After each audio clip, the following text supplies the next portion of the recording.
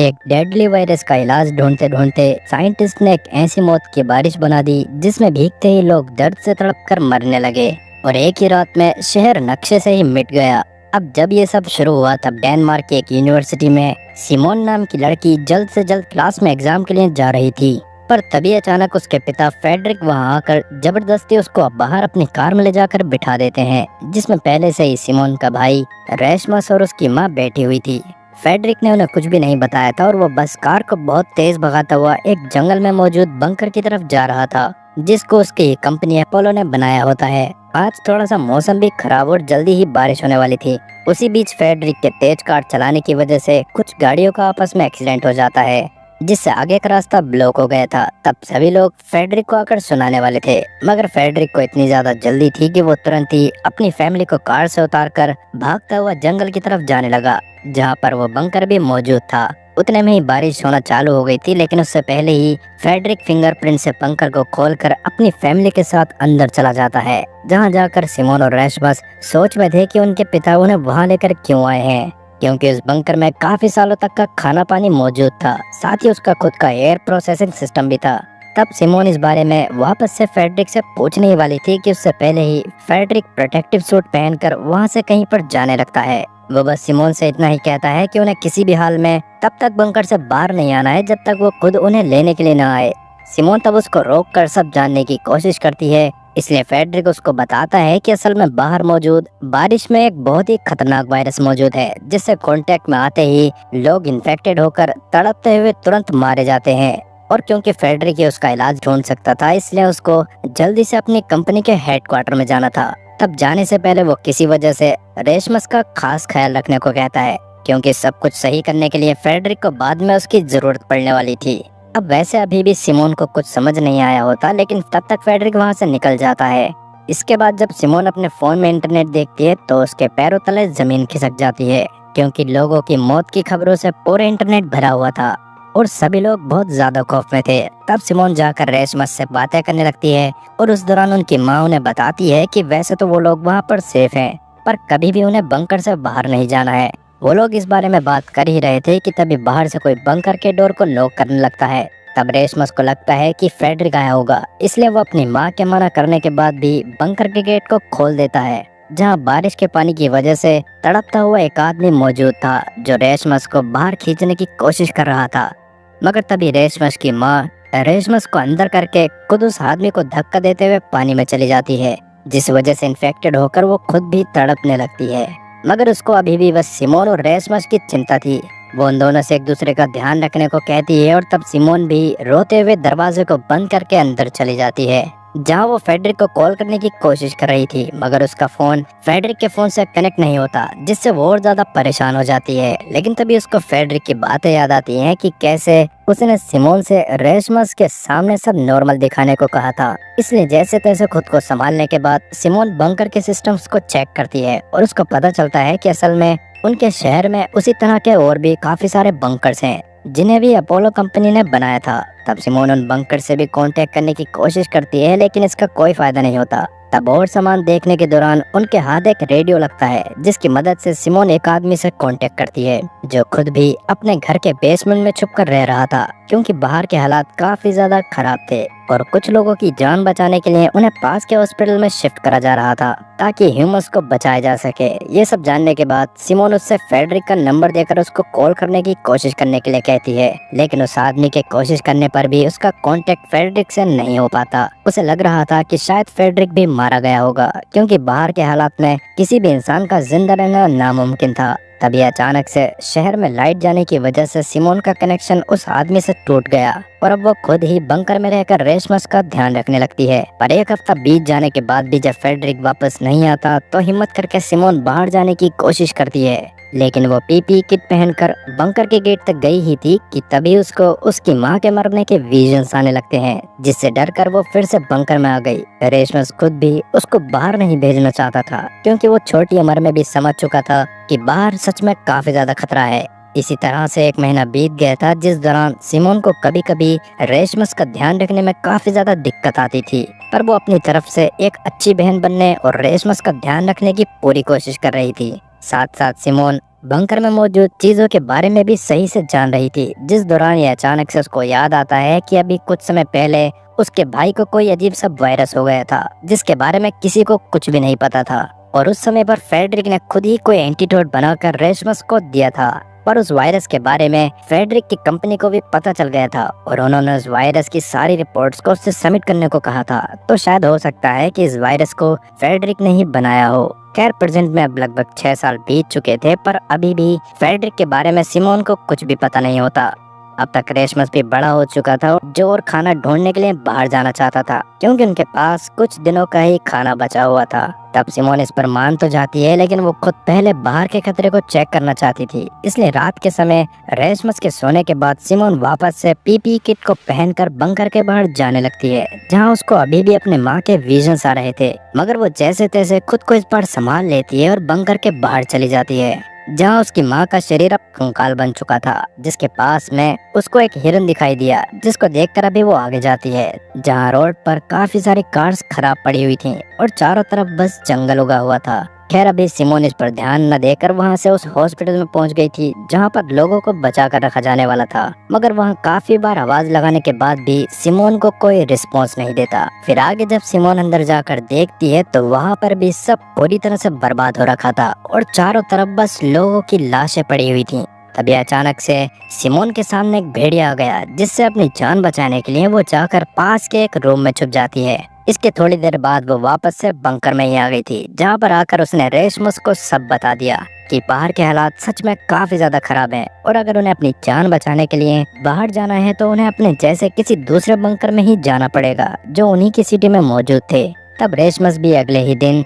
Simone के साथ बाहर जाकर बंकर को ढूंढने का डिसाइड करता है और प्लान को रेडी करने के बाद वो दोनों जाकर सो जाते हैं। लेकिन सोते हुए अचानक से बंकर का ऑक्सीजन लेवल काफी ज्यादा कम होने लग गया था, जिसके बारे में उन दोनों में से किसी को नहीं पता चलता और एक समय पर सिमोन तो लेस ऑक्सीजन होने की वजह से बेहोश तक हो जाती है। लेकिन किस्मत से रेशमस को सही टाइम पर अलार्म्स की वजह से होश आ गया था, इसलिए वो तुरंत ही सिमोन को उठाकर जल्दी से बंकर के बाहर जाता है। अब वैसे वो अभी बिना पीपी किट के बंकर के बाहर पहुंच गए थे, पर उन्हें कोई भी इशू नहीं हो रहा होता, जिसका मतलब ये था कि इतने टाइम के बाद वो बिना सूट के भी बाहर सरवाइव कर सकते थे। तभी अचानक से उन दोनों को कुछ लोग आकर गन पॉइंट पर ले लेते हैं और असल में उन लोगों ने सिमोन को पहले बाहर देखा था, इसी वजह से उसके बंकर में वापस आने के बाद उन्होंने ही ऑक्सीजन सप्लाई को बंद कर दिया था, ताकि उन दोनों को हॉस्टेज बनाकर वो अंदर पड़े राशन को लूट सकें। जिसके लिए तुरंत ही वो सिमोन और रेशमस को गन पॉइंट पर अंदर बंकर के एक रूम में बंद कर देते हैं और बंकर में खाने पीने की चीजों को ढूंढने लगते हैं। पर जैसा कि सिमोन और रेशमस का राशन खुद ही खत्म हो चुका था, इसलिए उनको वहाँ पर कुछ भी नहीं मिलता। तब उनका लीडर मार्टिन गुस्से में सिमोन और रेशमस को अंदर ही बंद करके जाने लगता है, पर क्योंकि ऐसे में अंदर रहने से उन दोनों की जान जा सकती थी, इसलिए सिमोन उसको एक गिलास पर लिखकर बताती है कि उसको पता है कि उन्हें राशन कहाँ पर मिल सकता है। इतना बताने के बाद वो उसके सामने ही उस टैब को तोड़ देती है, जिसके अंदर बाकी बंकर्स के नक्शे थे। जिसका मतलब ये था कि अब अगर मार्टिन को खाना चाहिए था तो उसको रेशमस और सिमोन को बाहर निकालना पड़ेगा, क्योंकि सिमोन के दिमाग में ही बाकी बंकर्स की लोकेशन थी। तब मार्टिन सिमोन को देखकर उस समय के बारे में याद करने लगता है जब एक औरत ने उसको धोखा दिया था। उस समय पर मार्टिन एक सोल्जर हुआ करता था, जिसको इन्फेक्शन बढ़ने की वजह से एक ब्रिज पर रहकर वहां से निकलने वाले लोगों को रोकने की ड्यूटी मिली थी, ताकि उस शहर से वो इन्फेक्शन बाहर न जाए। लेकिन एक दिन ड्यूटी करते समय उसको ब्रिज के नीचे से एक औरत अपने बच्चे को हाथ में लिए दूसरी तरफ जाते हुए दिखाई देती है, जिसको मार्टिन उसके आसपास काफी बार गोलियां चलाकर रोकने की भी कोशिश करता है,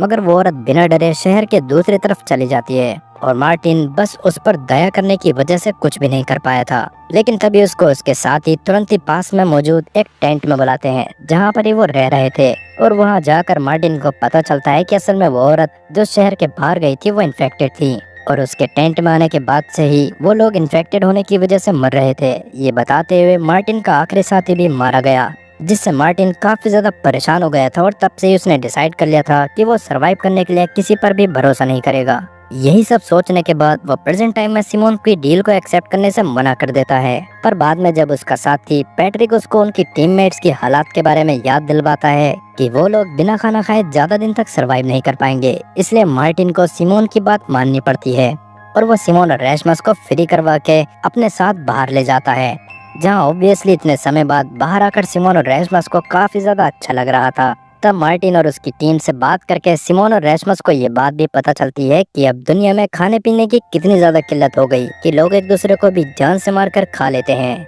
ये जानकर तो सिमोन और रेशमस के दिमाग के परखच्चे उड़ गए थे। खैर तभी उनसे थोड़ी ही दूर कुछ और लोगों की टीम आ जाती है जो लोगों को ढूंढने के लिए अपने थर्मल सेंसर वाले ड्रोन्स को उड़ाते हैं ताकि लोगों को ढूंढकर उन्हें मार के खाया जा सके। जिनको देखते ही मार्टिन ने तुरंत ही सिमोन और बाकी सबको एल्यूमिनियम फॉइल से ढक दिया था, जिससे वो लोग ड्रोन में नहीं आ रहे थे। मगर पास में 2 सर्वाइवर्स और मौजूद होते हैं, जिसमें से एक लड़की भागते हुए सिमोन और बाकी सबके सामने आ गई थी। इसलिए सिमोन तब उसकी मदद करने की कोशिश करने को कहती है, जिस पर मार्टिन ने साफ मना कर दिया था। पर तब मार्टिन के साथ ही एक लड़की बीटी सिमोन का साथ देती है और अब वो दोनों भी उस औरत की जान बचाने के लिए उसके पीछे भागने लगते हैं। वहीं वो औरत भागते हुए एक छोटी सी रिवर के पास गिर गई थी और उन आदमियों का ग्रुप उसको जान से ही मारने वाला था। पर उससे पहले ही मार्टिन वहां आकर उन दोनों आदमियों को शूट करके मार देता है, क्योंकि वो भी अपनी टीम का साथ कभी नहीं छोड़ता था। पर बाद में उसको उस औरत को भी शूट करके जान से मारना पड़ता है, क्योंकि पानी में गिरने की वजह से वो भी इन्फेक्टेड हो गई थी।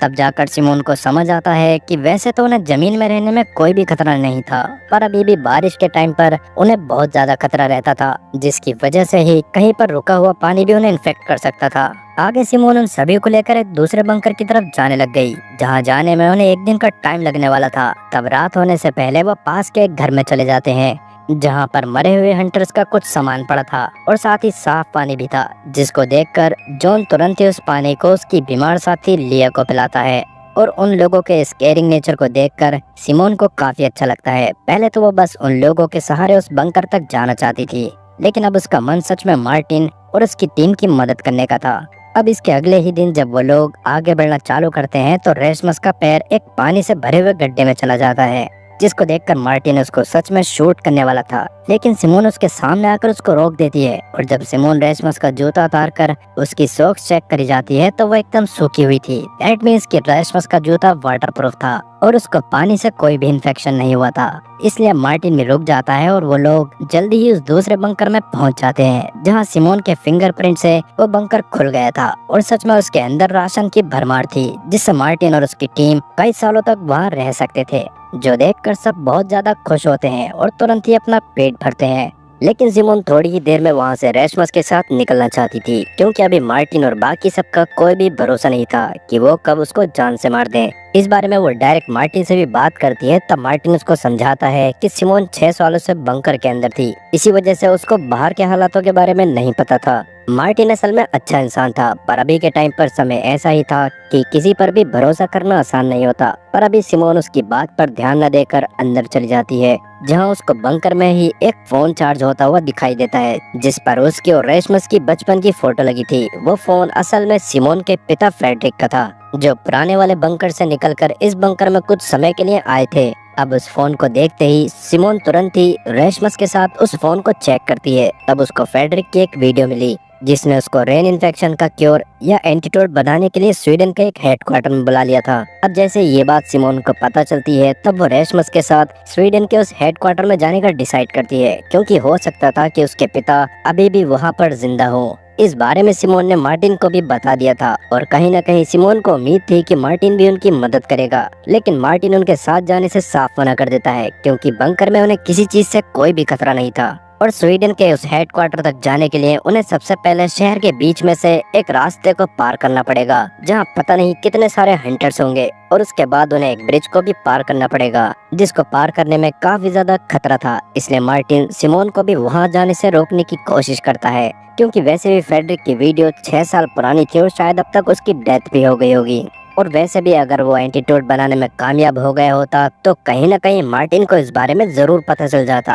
और उसके पास भी अब तक कोई भी ऐसी न्यूज नहीं आई थी। लेकिन सिमोन उसकी बात को नहीं मानती और कुछ दिनों का राशन लेकर रेशमस के साथ वहां से निकल जाती है। तब बीट भी जॉन और लिया के साथ उसके साथ जाने का डिसाइड करती है, क्योंकि वो सच में सिमोन का साथ देना चाहती थी। और लिया खुद भी इस बात को समझ रही थी कि सिमोन की वजह से ही वो इस बंकर तक आकर पूरी तरह से सही हो पाई है। और वैसे भी एक समय पर मार्टिन और पैट्रिक खुद भी लिया, जॉन और बीट को जान से मारने वाले थे। असल में उस समय पर वो दोनों उन तीनों को नहीं जानते थे और वो तीनों एक ही ग्रुप में थे। तब मार्टिन और पैट्रिक ने उन तीनों को लूटने के इरादे से पकड़ा था, और तब अपनी जान बचाने के लिए बीट उन्हें अपने एक अड्डे के बारे में बताने के लिए मान गई थी, जहां पर उन्होंने काफी दिनों तक खाना रखा हुआ था। अब उस समय पर ये बात जानकर मार्टिन उनको जान से ना मारकर उनके साथ उस जगह पर जाता है जहाँ वो पांचों बातें करते हुए खाने को एंजॉय करते हैं और सच में उन्हें साथ में काफी अच्छा लगता है। इसलिए तब रात में जाकर बीट मार्टिन से साथ में रहने की बात करती है, जिसमें वो एज अ लीडर उन्हें प्रोटेक्शन प्रोवाइड करता और वो लोग उसके इंस्ट्रक्शन का पालन करते। मार्टिन भी इस पर मान गया था और तब से ही वो लोग साथ में थे।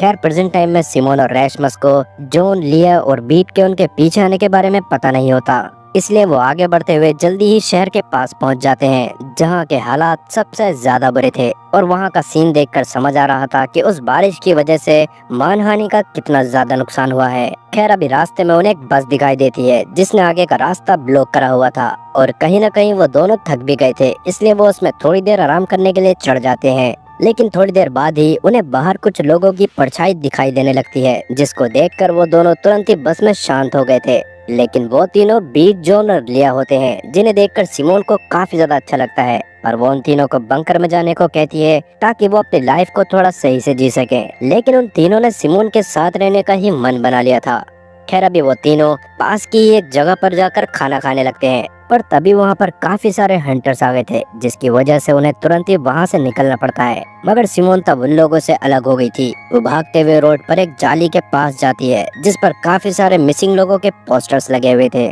जिनको देखकर सिमोन को काफी ज्यादा बुरा लगता है। तब उसको जाली के दूसरी तरफ एक छोटा बच्चा दिखाई दिया जो वहाँ अकेला था और क्योंकि अभी जल्दी ही बारिश होने वाली थी, इसलिए सिमोन तुरंत ही उसको लेकर अपने साथ पास की बिल्डिंग में चली जाती है जहाँ वो बच्चा अपनी भूख मिटाने के लिए पेन किलर्स खा रहा था। ये देखकर सिमोन तुरंत ही उसको अपने पास से थोड़ा खाना निकाल कर देती है और तभी वहाँ पर बच्चे का पिता भी आ गया जो सिमोन के दिए हुए खाने को देखकर बहुत ज्यादा इमोशनल हो गया था और वो बस सिमोन को थैंक यू बोले जा रहा था। साथ ही वो सिमोन को जल्द से जल्द टाउन से बाहर जाने की सलाह भी देता है क्योंकि टाउन सच में काफी खतरनाक लोगों से भरा पड़ा था और अगर उस आदमी के बच्चे का इलाज नहीं चल रहा होता तो वो भी बहुत पहले ही वहाँ से चला जाता। असल में टाउन के पास एक डॉक्टर मौजूद था जो लोगों का इलाज कर देता था। ये सब जानने के बाद सिमोन उन्हें थोड़ा सा और खाना देती है ताकि वो कुछ दिनों तक अपना गुजारा कर पाए और जैसे ही बच्चे की हालत सही हो वैसे ही वो लोग वहाँ से जा सके। तब वो आदमी सिमोन का काफी ज्यादा शुक्रगुजार होता है और बारिश के रुकने के बाद अपने बच्चे को लेकर वहाँ से जाने लगता है। लेकिन उसके बाहर जाते ही उसको काफी सारे लोगों ने घेर लिया था जो उस बच्चे के हाथ में खाना देखते ही पागलों की तरह उस पर टूट पड़ते हैं और उसके पिता के साथ साथ बच्चे को भी जान से मार देते हैं। ये देखकर सिमोन काफी ज्यादा डर गई थी, लेकिन अभी वो जैसे तैसे तुरंत ही वहाँ से निकलकर एक बेकरी में आ जाती है जहाँ पर ही उसके बाकी सब साथी भी मौजूद थे। लेकिन तभी वहाँ पर एक और आदमी आ जाता है जिसने रैशमस की गर्दन पर चाकू रख दिया था और वह सिमोन और बाकी सबसे खाने का सारा सामान मांग रहा था। लेकिन उतने में ही पीछे से मार्टिन और पैट्रिक आकर उस बंदे को गन पॉइंट पर ले लेते हैं, जिससे रैशमस की जान बच गई थी। उन लोगों को देखकर बीट और बाकी सब काफी ज्यादा खुश हो गए थे और कहीं न कहीं उन्हें उम्मीद थी कि मार्टिन और पैट्रिक उनके पीछे आएंगे। लेकिन असल में मार्टिन का बीट के वहां से जाने के बाद मन नहीं लग रहा था क्योंकि वो बीट को बहुत ज्यादा पसंद करने लग गया था। खैर अभी के लिए वो आदमी अपनी जान बचाने के लिए तुरंत ही रैशमस को स्टेप करके वहां से भाग जाता है और सब रैशमस को संभालने में लग जाते हैं। तब सिमोन पास में मौजूद एक बंकर के बारे में बताती है जहां पर रैशमस का इलाज किया जा सकता था, इसलिए सब तुरंत ही रैशमस को एक शॉपिंग कार्ट में उस बंकर की तरफ लेकर जाने लगते हैं। मगर वहां जाकर तो उनके पूरी तरह से होश ही उड़ गए क्योंकि उस बंकर का गेट पहले से ही टूटा हुआ था और अंदर से सारा राशन और काम की चीजें गायब थीं। तब रैशमस के खून को रोकने के लिए अभी मार्टिन उसके घाव पर डक टेप लगा देता है और रैशमस के सोने के बाद सिमोन से बात करते हुए वो सिमोन को एक लोकेशन दिखाता है। वो असल में एक वॉल थी जो पहले के टाइम पर तो टाउन के बॉर्डर पर नहीं हुआ करती थी, लेकिन शायद उसको बाद में बनाया गया था, जिसको देखकर साफ समझ आ रहा था कि उस वॉल के अंदर के एरिया को एक तरह से क्वारंटीन करा गया है और अगर सभी को अपनी जान बचानी है तो शायद उन्हें उस क्वारंटीन जोन के बाहर जाना पड़ेगा। अब ये बात जानकर सिमोन को भी काफी ज्यादा अजीब लगता है, पर कहीं न कहीं ये बात सच लग रही थी, इसलिए सिमोन भी तब मार्टिन के इस प्लान में साथ देने के लिए मान जाती है। पर उससे पहले उसको अपने भाई को सही करना था, साथ ही अपने पिता को भी ढूंढना था। खैर अभी अपने भाई को बचाने के लिए अभी वो पास वाले डॉक्टर के पास जाने का डिसाइड करती है, जिसका घर पास के एक ब्रिज को क्रॉस करने के बाद था।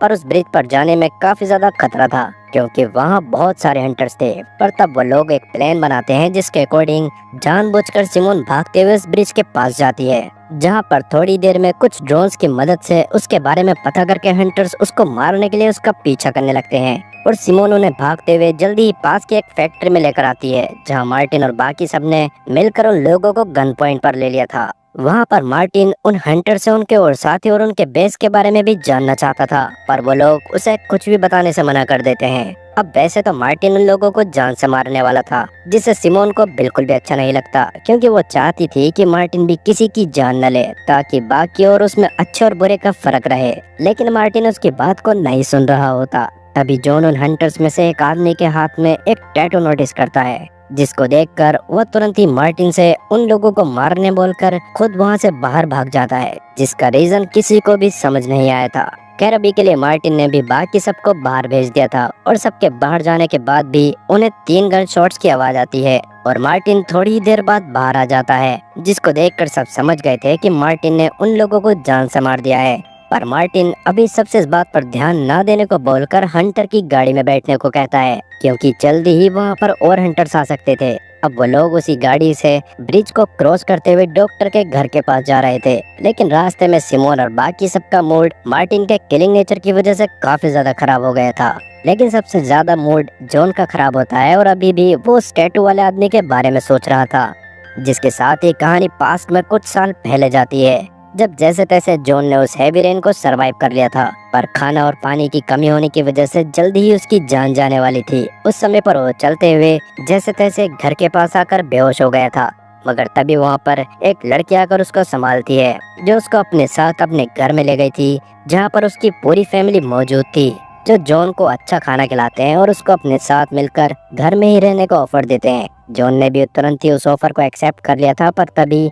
अचानक से उन्हें बाहर से कुछ हंटर्स की कार की आवाज सुनाई दी, जिसको सुनने के बाद उस लड़की का पिता तुरंत ही जॉन और उस लड़की को पास के एक शेड में छुपा देता है। पर तब तक उन हंटर्स ने उस आदमी की बीवी को जान से मार दिया और वो उस आदमी तक पहुंच गए थे और वो उसको भी जान से मार देते हैं। उन हंटर्स में से ही एक हाथ पर वही सेम टैटू था, जिससे जॉन पहचान गया था कि असल में वो वही बंदा है जिसने उस आदमी को जान से मारा था, जिसकी फैमिली ने जॉन की मदद की थी। खैर अभी अपने पिता की मौत को देखकर उसकी बेटी चिल्लाने ही वाली थी, पर जॉन जैसे तैसे उसके मुंह पर हाथ रखकर उसको शांत करता है। पर उन हंटर्स के वहां से जाने के बाद जब वो उस लड़की के मुंह से हाथ हटाता है तो उसको पता चलता है कि उस लड़की ने सांस लेना बंद कर दिया था। ये देखकर जॉन काफी ज्यादा गिल्ट में चला गया था, जिसके बाद वो किसी तरह उस आदमी और उसकी बेटी की बॉडी के लिए ग्रेव बनाता है, पर उसके मन में खुद की लाइफ को भी खत्म करने का ख्याल आ रहा था। लेकिन उसी समय पर वहाँ पर लिया और बीट पहुँच जाते हैं, जो उसको अपने ग्रुप में शामिल कर लेते हैं। प्रेजेंट टाइम में यही सब सोचकर जॉन काफी ज्यादा परेशान था।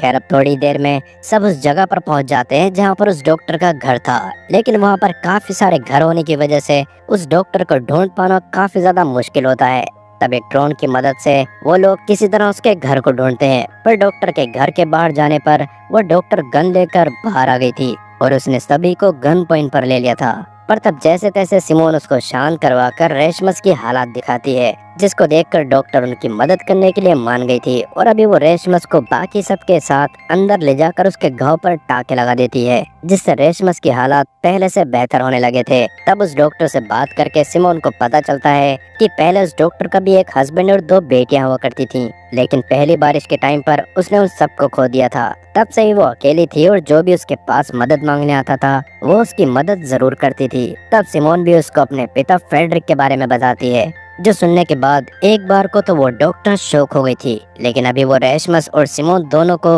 अपने घर के पास मौजूद एक बंकर में लेकर जाती है, जो बिल्कुल वैसा ही बंकर था जैसे बंकर में वो लोग रहा करते थे। इसका मतलब कि डॉक्टर भी पहले फ्रेडरिक की कंपनी में काम किया करती थी। खैर अंदर जाने के बाद वो रेशमस को जल्दी सही करने के लिए एक इंजेक्शन लगाने लगती है, पर उससे पहले सिमोन उससे फ्रेडरिक के बारे में जानने की कोशिश कर रही थी, लेकिन डॉक्टर के हिसाब से तो उसको फ्रेडरिक के बारे में कुछ पता नहीं होता और ना ही वो इस नाम के किसी बंदे को जानती थी। ये सुनकर तो सिमोन का दिमाग खराब हो जाता है, क्योंकि उसके पिता कंपनी के सबसे पुराने साइंटिस्ट में से एक थे और सभी लोग उनको कंपनी में अच्छे से जानते थे, इसलिए वो डॉक्टर से सच्चाई जानने की कोशिश करती है। जिस पर डॉक्टर उसको बताती है कि वो फेडरिक से काफी ज्यादा नफरत करती है, क्योंकि उसके ही किसी एक्सपेरिमेंट की वजह से वो रेन हुई थी जिसमें डॉक्टर की फैमिली मारी गई थी, और इसलिए अभी वो सिमोन और रेशमस को उस बंकर में लेकर आई थी ताकि वो उनको जान से मार सके। ये जानकर तो सिमोन के पूरी तरह से होश उड़ जाते हैं। वहीं मार्टिन और बाकी सब जब बातें कर रहे थे तभी बाहर से उन्हें कुछ हंटर की कार्स की आवाज आती है, जो वही हंटर्स थे जिन्होंने मार्टिन और बाकी सब पर हमला करा था, लेकिन मार्टिन ने उन्हें बाद में जिंदा छोड़ दिया था। अब ये देखकर जॉन तुरंत ही एक गन लेकर सबसे पहले उस टैटू वाले बंदे को जान से मार देता है, जिसको देखते ही बाकी सभी ने जॉन को गन पॉइंट पर ले लिया था। पर अभी मार्टिन उन लोगों पर गोलियां चला पाता उससे पहले ही पैट्रिक उसको रोक देता है, क्योंकि अभी उन लोगों की तादाद काफी कम थी जबकि हंटर्स काफी सारे थे। इसलिए वो लोग बाद में जॉन को बचाने का डिसाइड करते हैं और मार्टिन भी इस पर मान जाता है। तब पैट्रिक और मार्टिन सिमोन और रेशमस को ढूंढना चालू कर देते हैं, जिस दौरान वो जल्दी ही उस बंकर तक आ गए थे, जहां उस समय सिमोन जैसे तैसे डॉक्टर को समझाकर रोकने की कोशिश कर रही थी। पर जब डॉक्टर नहीं रुकती तो पैट्रिक तुरंत ही उसको शूट करके जान से मार देता है। इसके बाद वो लोग वापस से किसी सेफ प्लेस की तलाश में लग गए थे, जहाँ रास्ते में कहीं न कहीं पैट्रिक को मार्टिन की उस हरकत पर गुस्सा आ रहा था कि उसने उन हंटर्स को जिंदा छोड़ दिया था, क्योंकि अगर वो ऐसा नहीं करता तो जॉन उनके साथ होता। मार्टिन को भी इस बात पर काफी ज्यादा दुख होता है, पर वो पैट्रिक के सामने उस चीज को जाहिर नहीं करता। लेकिन रात के समय में जब वो अकेला होता है तब सबसे पहले तो सिमोन उसके पास आकर उससे माफी मांगती है, क्योंकि अगर वो उसको लोगों को बख्शने को नहीं कहती तो शायद मार्टिन उस दिन उन लोगों को जान से मार देता। तब मार्टिन भी उसको माफ कर देता है और दोनों डिसाइड करते हैं कि वो आगे के सफर में अपने अपने हिसाब से चला करेंगे। खैर अब अगली सुबह जब वो लोग जंगल के रास्ते से आगे बढ़ते हुए जॉन को ढूंढने की कोशिश कर रहे थे, तभी अचानक से आसमान में बारिश के बादल छा जाते हैं। से बचने के लिए आसपास कोई जगह ढूंढने की कोशिश करने लगे, लेकिन आसपास कोई भी जगह मौजूद नहीं थी, जिसका मतलब ये था कि शायद अब वो लोग मारे जाएंगे। पर मार्टिन ऐसा नहीं होने देता। जैसे तैसे वो एक मैंशन को ढूंढ लेता है जिसके अंदर जाकर वो अपनी जान बचा सकते थे, मगर वो लोग वहाँ पर पहुँचे ही होते हैं कि तभी कुछ लोग आकर उन्हें घेर लेते हैं, जो गन से भी नहीं डर रहे थे और मार्टिन और उसके साथियों की तरफ बढ़े जा रहे थे, जिससे मार्टिन और बाकी सब भी बहुत ज्यादा डर जाते हैं। पर अब वो लोग क्या करेंगे और उनका क्या होगा, और क्या वो लोग जो उनको कभी भी ढूंढ पाएंगे? जानता हूँ ये सारे सवाल आपका दिमाग खराब कर रहे होंगे, पर वीडियो की लेंथ ऑलरेडी काफी बड़ी हो गई है, तो इस सब के जवाब आपको इसके नेक्स्ट पार्ट में मिलेंगे। पर क्या सच में कहानी आपको अच्छी लग रही है, और क्या सच में इसको कंटिन्यू रखना चाहिए? कमेंट में इस बारे में जरूर बताना। अगर 100 लोग भी इसके सेकंड पार्ट के लिए कमेंट करते हैं तो उन 100 लोगों के लिए भी इसका सेकंड पार्ट जरूर आएगा, तो कमेंट करना मत भूलना। और ये भी बताना कि अगर आप कभी भी ऐसी सिचुएशन में फंस जाओ तो आपका टारगेट क्या रहेगा, लोगों को मारना या बचाना। बाकी मिलते हैं नेक्स्ट वीडियो में।